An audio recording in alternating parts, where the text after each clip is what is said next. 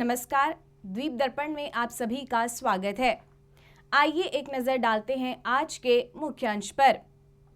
बेहतर इंटरनेट के लिए एक साथ विषय के तहत सुरक्षित इंटरनेट दिवस मनाया गया और विश्वकर्मा योजना पर जागरूकता कार्यक्रम का हुआ आयोजन।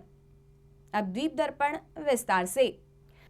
बेहतर इंटरनेट के लिए एक साथ विषय के तहत छोलदारी के सामुदायिक सभागार में आज सुरक्षित इंटरनेट दिवस मनाया गया। इस मौके पर राष्ट्रीय सूचना केंद्र के राज्य सूचना अधिकारी शिवाजी मुखर्जी, राष्ट्रीय सूचना केंद्र के वैज्ञानिक सहायक प्रकाश यादव, द्वीप समूह के साइबर सेल के एसआई हरिकृष्णन, छोलदारी के भारतीय स्टेट बैंक के शाखा प्रबंधक सोमनाथ दत्ता एवं स्कूली विद्यार्थी मौजूद रहे। इस डिजिटल पहल का उद्देश्य डिजिटल क्षेत्र में वित्तीय लेन देन को सुरक्षित करने पर ध्यान देने के साथ इंटरनेट उपयोगकर्ताओं को सुरक्षित ऑनलाइन बैंकिंग प्रथाओं, साइबर स्वच्छता, प्रमुख साइबर खतरों और प्रभावी शमन रणनीतियों पर शिक्षित करना है। इस बीच अतिथियों ने दीप प्रज्वलित कर कार्यक्रम का शुभारंभ किया। इस अवसर पर इन गणमान्य अधिकारियों ने इंटरनेट के सुरक्षित उपयोग और इसके खतरों से उपस्थिति को अवगत कराया। ऑनलाइन पेमेंट के ज़रिए मैं कहीं भी रहकर किसी टूर प्लान या फ़्लाइट टिकट बुक कर सकता हूँ। पर यकीन जानिए, ये तो आजकल काफ़ी आम है, पर छोटी सी असावधानता हमारे बैंक खाता मिनटों में गायब कर सकता है। सरकार बहुत बढ़िया स्कीम के ज़रिए आप सभी को लाभान्वित करने का प्रयास करता है। ये सब बेकार हो जाएगा अगर आप असावधान रहे और इंटरनेट का सही प्रयोग न करें। अब तो आर्टिफिशियल इंटेलिजेंस एआई से किसी भी घटना का फेक न्यूज़ बना के देश के किसी भी प्रांत में रायट या अराजकता फैला जा सकता है। इस भयानक संकट से भी हमें बचने का आवश्यकता है। केवाईसी करवाने के चक्कर में वो अपना ओटीपी बता देता है कि वही बुजुर्ग आदमी है, कि हो सकता है बैंक मैनेजर से या बैंक वाली टीम से फ़ोन आया होगा, लेकिन ऐसा नहीं है कि भाई वो चीज़ें हैं। ऐसा ही जैसे छोटे छोटे बच्चे हैं, अपने भाई किसी दोस्त को या फिर बाद में किसी भी जैसे अपने मम्मी या पापा को गिफ्ट देने के लिए कई बार क्या है कि कोई सी साइट पे इतना डिस्काउंट चल रहा है 90% जैसे कि मैं मेरे पापा को ये गिफ्ट देना चाहता हूँ या मेरी मम्मी को या मेरे दोस्त को जैसे भी, तो वो क्या करता है कि ऑनलाइन कर देता है उसको। तो ऑनलाइन करने के चक्कर में क्या होता है कि जैसे वो अपने पापा का क्रेडिट कार्ड यूज कर देता है बिना बताए, और बाद में पता चलता है कि उसका जो क्रेडिट कार्ड है तो फ्रॉड हो गया। तो हम जब पढ़ते थे, जब लड़ाई होती थी तो फिजिकली फाइट हो जाता था, वो मैटर वहीं पे सॉल्व हो जाता था। लेकिन आज दो बंदों के बीच में जब फाइट होता है ना, तो वो साइबर का सहारा लेते हैं। वो क्या करते हैं, किसी का फेक आईडी बना देते हैं जिसको परेशान करना है, फिर उसके फ़ोटोज़ वगैरह उसमें पोस्ट करके उसको डिफेम करने की कोशिश करते हैं। मैं आपको बता दूं कि आप जो भी इंटरनेट में करते हैं ना, आपका जो सारा एक्टिविटीज़ है उसका रिकॉर्ड होता है।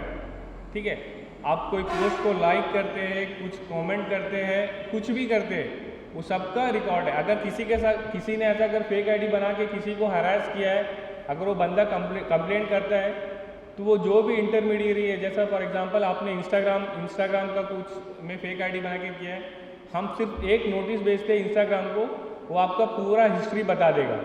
सभी यूज़ करते हैं, अगर अभी नहीं यूज़ करते तो फ्यूचर में यूज़ करेंगे। और इसके अंदर पूरा आपका जो डिटेल है सब आपका है, आप कौन हैं, क्या करते हैं, किसी से बात करते हैं, और इन फ्यूचर जो होगा कि आपका जो फाइनेंशियल डिटेल है, कि आप कहाँ पर क्या अकाउंट है, अकाउंट में कितना पैसे है, आप कहाँ पर पैसे लगाए हैं, सब डिटेल ये मोबाइल के अंदर रहेगा। तो इसको जब भी इस्तेमाल कीजिएगा थोड़ा सावधानी से कीजिए। ठीक, अब मैं कुछ स्पेसिफिक केसेस के बारे में बोलना चाहता हूँ बैंकिंग के से जो रिलेटेड है। पहला है आपका केवाईसी। बैंक का जो नियम है, कुछ साल बीच में आप लोग केवाईसी अपडेट करवाना पड़ता है। स्पेशली जिसका 18 साल हो जाएगा, अभी 18 के नीचे एज है, जब भी 18 होगा आपको मैंडेटरी आके बैंक में केवाईसी अपडेट करवाना पड़ेगा, नहीं तो आपका अकाउंट फ्रीज हो सकता है। अब ऐसा केसेस में क्या होता है, आपका अकाउंट फ्रीज हो गया है, कोई आपको फ़ोन किया, बोला बैंक की तरफ से फ़ोन कर रहा है कि भाई आपका अकाउंट फ्रीज हो गया है या फिर होने वाला है, कि आपका KYC अपडेट करना है, तो आपको OTP ऊपर देना जाएगा, OTP देना पड़ेगा। अब बैंक में क्या है, बैंक का भी काम बहुत सारा आधार कार्ड और मोबाइल के से रिलेटेड लिंक हो गया है। कुछ चीज़ें में बैंक में भी OTP शेयर करना पड़ता है, लेकिन कभी भी over the telephone OTP share मत कीजिए, क्योंकि कोई आपका श्योर नहीं है जो फ़ोन करे वो बैंक का ही है।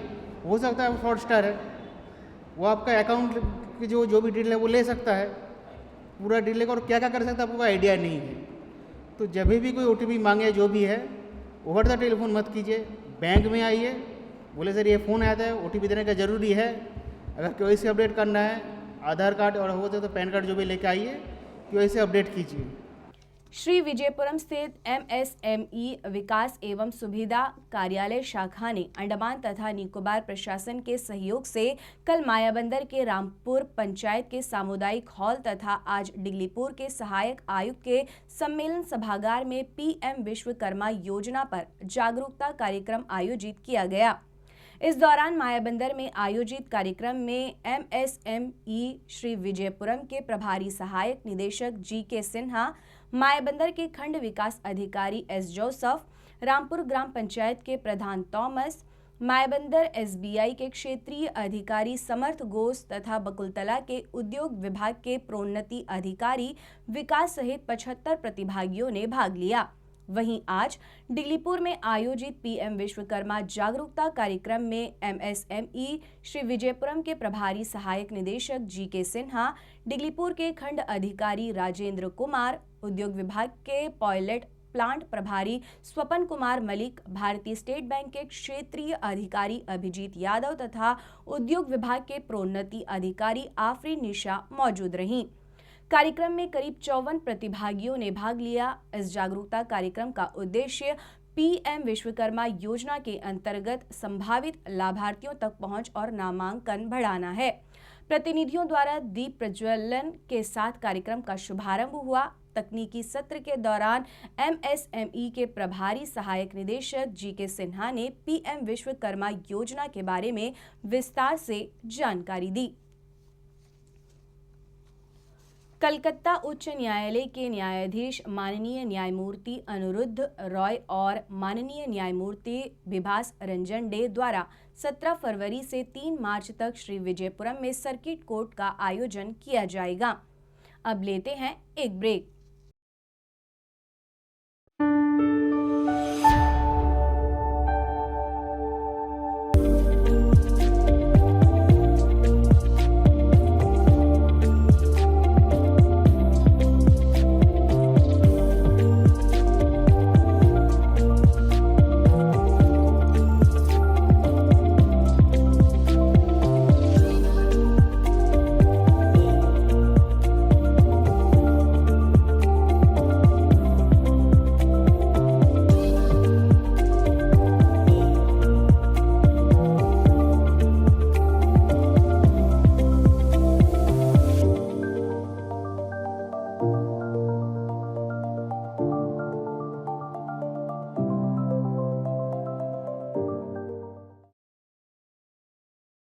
Prasar Bharati, in collaboration with IIT Delhi and Software Technology Parks of India, is organizing the DD Robocon 2025 this year as well. In this National Robotic Championship, engineering students will get ample opportunities to showcase their ingenuity and potential.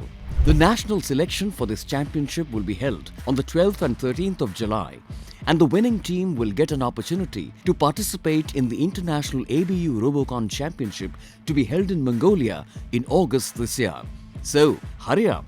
The last date of registration is the 16th of February.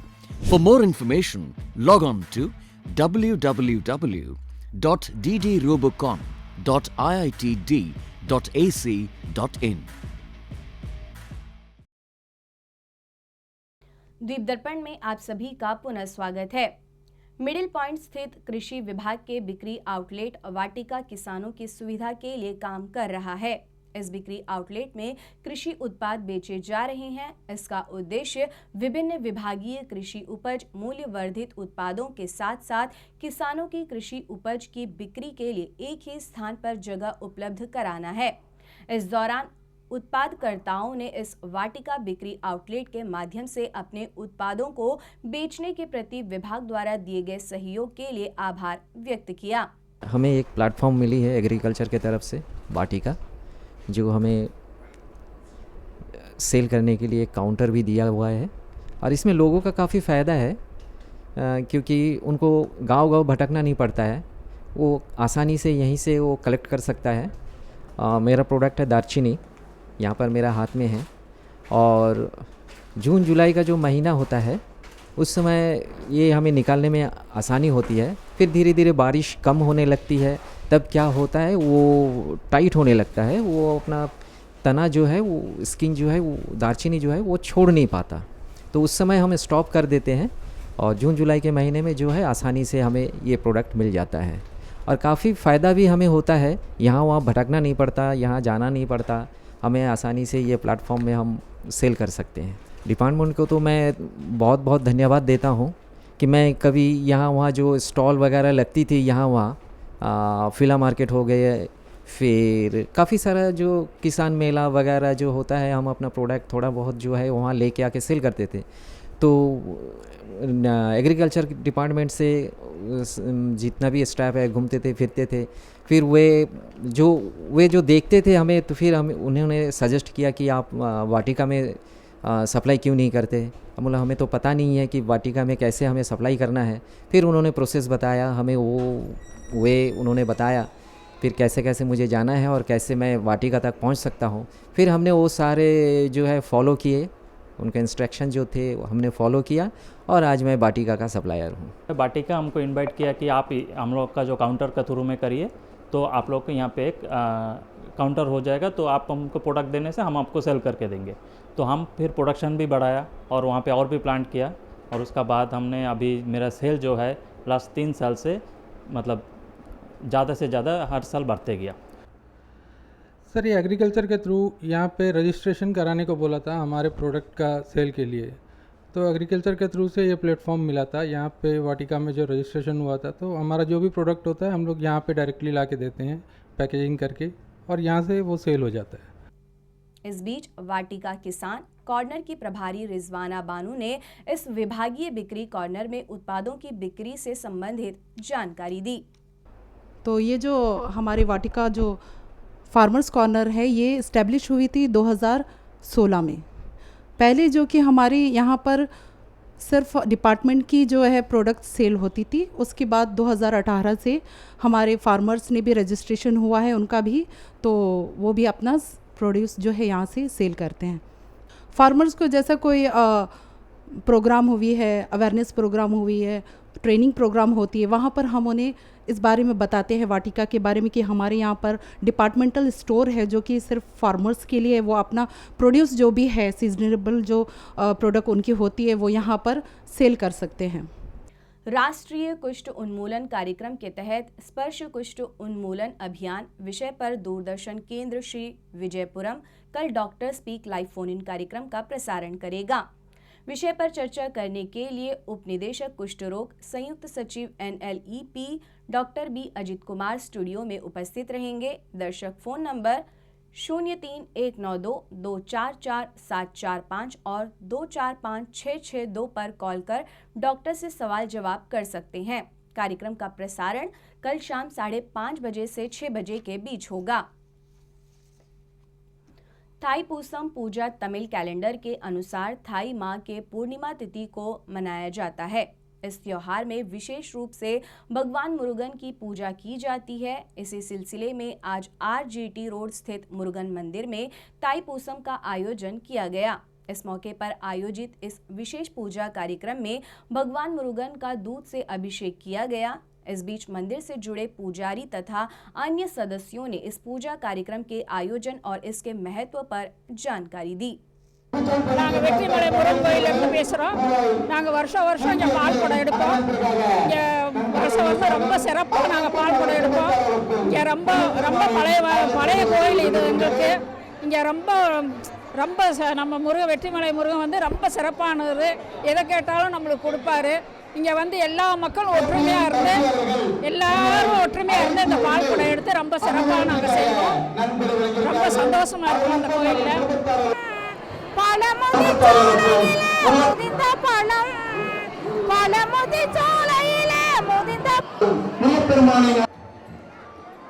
கடந்த 40 ஆண்டு காலமாக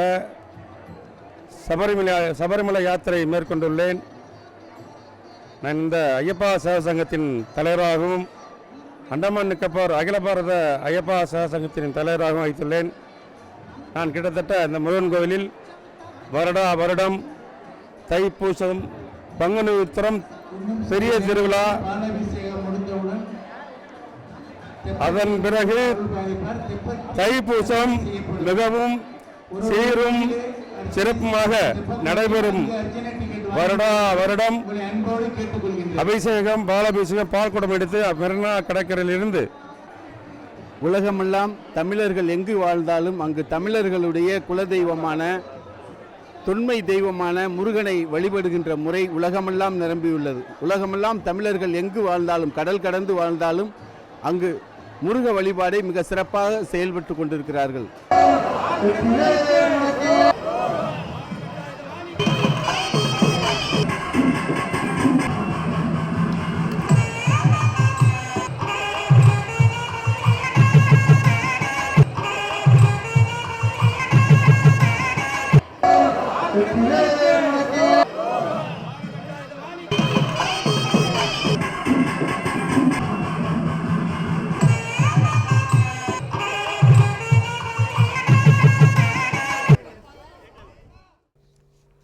आज ताईपूसम पर्व के सिलसिले में south point स्थित अय्यनार मंदिर में 2 समितियों के संयुक्त तत्वावधान में ताईपूसम का आयोजन किया गया।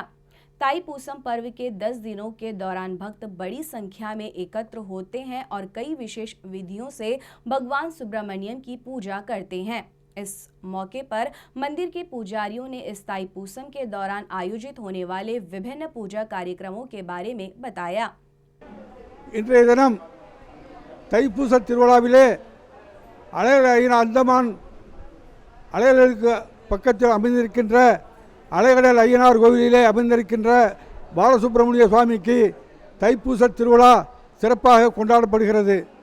இன்றைய தினம் இந்த கோவில் 58 ஆண்டுகளுக்கு முன்னாலே கட்டப்பட்ட கோவிலில் கடந்த 10 வருட காலமாக தைப்பூச திருவிழா மிகவும் சிறப்பாக கொண்டாடப்படுகிறது. பாலசுப்ரமணிய சுவாமிக்கு சண்முக கடவுள் போற்றி, சரவண துதித்தாய் போற்றி, கண்மணி முருகா போற்றி, கார்த்திகை பாலா போற்றி, தன்மடர் கடப்ப மாலை தாங்கிய தோளா போற்றி, விண்மதி வதனவல்லி வேலவா போற்றி போற்றி. இன்றைய தினம் பொதுமக்களும் குலால பெருமக்களும் அனைவரும் கூடியிருந்து இன்றைய தினம் பால்குடங்கள்லாம் எடுத்து சிறப்பான முறையிலே பாலசுப்ரமணிய சுவாமிக்கு சிறப்பான அபிஷேகம் செய்து அன்னதானம் வழங்கப்பட இருக்கிறது. எனவே பக்த கோடிகள் அனைவரும் திரளாக வந்திருக்கின்ற அனைவரும் பாலசுப்ரமணிய சுவாமியினுடைய அருள் பிரசாதம் பெற்று சிறப்பாக எல்லோரும் வாழ வேண்டும் என்று கேட்டுக்கொள்கிறேன். சுப்பிரமணியருக்கு 5வது வருஷமாக தைப்பூச திருநாள் சிறப்பாக கொண்டாடப்படுகிறது. இதில் தேவஸ்தான கமிட்டியும் குலாலர் சங்க கமிட்டியும் சிறப்பாக ஈடுபட்டு கலந்து கொண்டு பக்தகோடிகளும் சிறப்பாக பால்குடம் எடுத்து சுப்பிரமணிய சாமிக்கு பாலபிஷேகம் சிறப்பாக நடைபெற்றது. எல்லா பக்தகோடிகளும் கலந்து கொண்டார்கள்.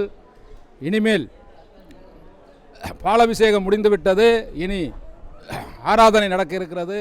பக்தகோடிகள் வருகை நிறைய இருக்கும். இன்றைய தினம் 11/2/2025 மாபெரும் விழா என்று சொல்லக்கூடிய முருக கடவுளுக்கு கார்த்திகேயனுக்கு மாபெரும் விழா தைப்பூசம் திருவிழா 2025 சீரம் சிறப்பாக நடைபெற்றது. அதர்ணம், பால்குடம், காவடிகள் மற்றும் பூத்தட்டு நமது இனத்தவர்கள் அனைவரும் கொண்டு பக்தகோடிகள் மையன்பர்கள், ஆன்மீக செல்வந்தர்கள், குலால பொதுமக்கள், கிராமத்தார்கள் அனைவரும் வந்து சேர்ந்து நல்ல முறையில் அபிஷேகங்கள், ஆராதனைகள் நடைபெற்றது. குலால இனத்துக்குன்னு ஒன்று வேணும்ன்று இது செய்திருக்கிறோம். எங்களுடைய தமிழ் கடவுள் முருகன் அவர் எங்கிருந்தாலும் ஒரு 5வது ஆண்டு முடிஞ்சு 6வது ஆண்டு நடைபெற உள்ளது. இதில் பால்குடம், காவடிகள், பூத்தட்டு இதுகள் அனைத்தும் நடக்கும். அதுவும் தர்மசாஸ்தா அன்னதான புறவு அலங்கார புரியர் ஐயப்பசாமி சாஸ்தாதா ஐயன் ஓம் நமச்சிவாய வாழ்க. அவர் தென்னாடுடைய சிவனையை போற்றி எந்நாட்டவருக்கும் இறைவா போற்றி. அதேபோல் முருகக் கடவுள் அரவசாமிக்கு அரோகரா அரோகரா, திருப்பதி தீரனுக்கு அரோகரா, திருச்செந்தூர் செல்வனுக்கு அரோகரா என்று, திருப்பழனி ஆண்டிக்கு அரோகரா, திரியரக பாலனுக்கு அரோகரா, குன்றாடம் குமரனுக்கு அரோகரா, சோலைமலை கிழவனுக்கு அரோகரா, சுசுக்கார முருகனுக்கு அரோகரா, சிங்கார வடிவேலனுக்கு அரோகரா, சிவசுப்பிரமணி ஜோதிக்கு அரோகரா, வையாபுரி வாசனுக்கு அரோகரா என்று இப்படி பாடலும் அவருடைய கந்தர் அலங்காரம் கவிப்பாடுகளை பாடி மகிழ்வித்து அன்னதானமும் 12 மணி அளவிலே இப்போ கொடுக்க இருக்கிறோம். इस बीच पारंपरिक रीतियों के साथ भगवान सुब्रमण्यम की आराधना की गई. திருத்தணியில் புதித்தருளும் ஒருத்தன் மலை விருத்தன் என உலத்தில் உரை கருத்தன்மை நடத்துகுகன் மேலே. திருத்தணியில் புதித்தருளும் ஒருத்தன் மலை விருத்தன் என உலத்தில் உரை கருத்தன்மையில் நடத்துகுகன் மேலே. பருத்த முறை சிறுத்த இடைவெளுத்தன. अब लेते हैं एक ब्रेक. एक बार फिर प्रसार भारती डीडी रोबोकॉन 2025 का आयोजन दिल्ली में करने जा रहा है, आईआईटी दिल्ली और software technology parks of India के साथ मिलकर. इस नेशनल रोबोटिक चैंपियनशिप में इंजीनियरिंग छात्रों को अपनी दक्षता और क्षमताओं को प्रदर्शित करने का भरपूर अवसर मिलेगा. इस चैंपियनशिप का राष्ट्रीय चयन 12 और 13 जुलाई को होगा और इस चैंपियनशिप के विजेता टीम को अगस्त 2025 में मंगोलिया में होने वाले अंतर्राष्ट्रीय ABU रोबोकॉन चैंपियनशिप में भाग लेने का मौका मिलेगा. तो जल्दी कीजिए, रजिस्ट्रेशन की अंतिम तारीख 16 फरवरी 2025 है. अधिक जानकारी के लिए लॉगिन करें www.ddrobocon.iitd.ac.in. Institute of hotel management, catering, technology and applied nutrition TTTI Taramani Chennai के प्राचार्य ने सूचित किया है कि national council for hotel management and catering technology Bharat सरकार के पर्यटन मंत्रालय के अम्ब्रेला संगठन नोएडा यूपी ने IHM चेन्नई में आतिथ्य और होटल प्रशासन कार्यक्रम में प्रथम वर्ष BSc में प्रवेश के लिए शैक्षणिक वर्ष 2025-26 के लिए विशेष रूप से अंडमान तथा निकोबार द्वीप समूह के छात्रों के लिए 10 सीटें आरक्षित की है. यह डिग्री नई दिल्ली में जवाहरलाल नेहरू विश्वविद्यालय द्वारा प्रदान की जा रही है. JNU के दिशा निर्देशों के अनुसार सभी उम्मीदवारों को शैक्षणिक वर्ष से राष्ट्रीय परीक्षण एजेंसी द्वारा आयोजित की जाने वाली राष्ट्रीय होटल प्रबंधन संयुक्त प्रवेश परीक्षा के लिए उपस्थित होना आवश्यक है. ऑनलाइन आवेदन जमा करने की अंतिम तिथि 15 फरवरी शाम 5 बजे तक है. आवेदन पत्र के विवरण में सुधार 17 फरवरी से 20 फरवरी तक केवल ऑनलाइन ही किया जाएगा. परीक्षा की तिथि रविवार 27 अप्रैल है.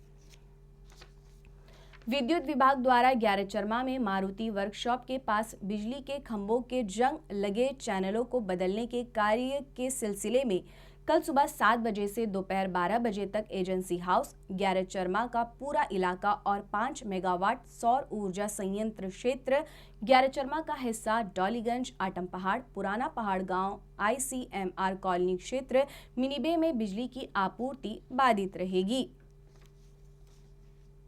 और अब मौसम. अंडमान निकोबार द्वीप समूह में कल 1 या 2 स्थानों पर मध्यम वर्षा या गरज के साथ छींटे पड़ने की संभावना है.